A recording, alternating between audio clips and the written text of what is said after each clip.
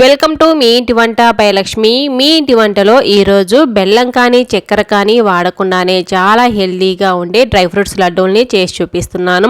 మీరు కూడా మీ ఇంట్లో తప్పకుండా ట్రై చేసి చూడండి. ఈ లడ్డూల్ని పిల్లలు పెద్దలు డైట్ చేసే వాళ్ళు కూడా తినచ్చండి. బరువు తగ్గాలనుకునే వారు కూడా ఈ లడ్డూల్ని రోజుకొకటి తినచ్చు.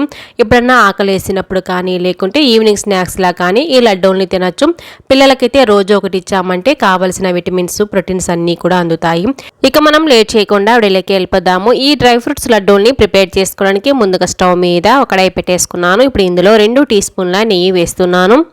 నెయ్యి వేడైన తర్వాత 1 కప్పు సన్నగా తరిగి పెట్టుకున్న బాదం పప్పు వేసుకున్నాను. అలాగే 1 కప్పు సన్నగా తరిగి పెట్టుకున్న జీడిపప్పును కూడా వేసుకుంటున్నాను. ఈ విధంగా సన్నగా తరగలేము అనుకునేవారు మిక్సీ జార్లో బాగా గ్రైండ్ చేసైనా వేసుకోవచ్చు. లేకుంటే ముందుగానే బాగా వేయించేసి మిక్సీ జార్లో అయినా గ్రైండ్ చేసుకోవచ్చు. 1/2 కప్పు పిస్తా పప్పును కూడా వేస్తున్నాను సన్నగా తరిగేసుకొని. ఈ విధంగా సన్నగా తరిగామనుకోండి తినేటప్పుడు పంటికి తగులుతూ చాలా బాగుంటాయి. స్టవ్ని లో టు మీడియం ఫ్లేమ్కి అడ్జస్ట్ చేసుకుంటూ మంచి సువాసన వచ్చేంత వరకు వేయించేసుకోవాలి. చూసారు కదా, ఈ విధంగా వచ్చిన తర్వాత ఒక బౌల్లోకి తీసేసుకుంటున్నాను.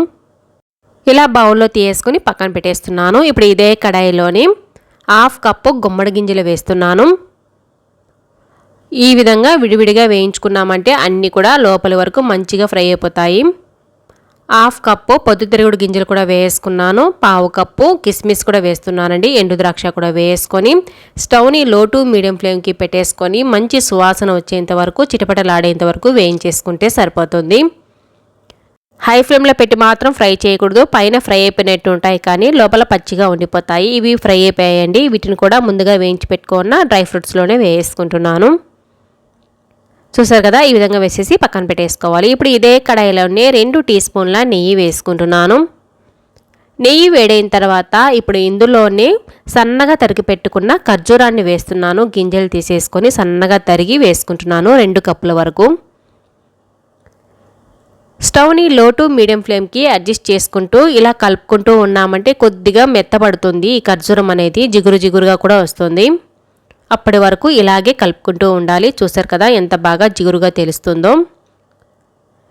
ఇలా మెత్తబడి జిగురు పడిన తర్వాత ఇప్పుడు ఇందులో ముందుగా వేయించి పెట్టుకున్న డ్రై ఫ్రూట్స్ని సీడ్స్ని బాగా కలిపేసుకొని ఇందులో వేసేసుకోవాలి.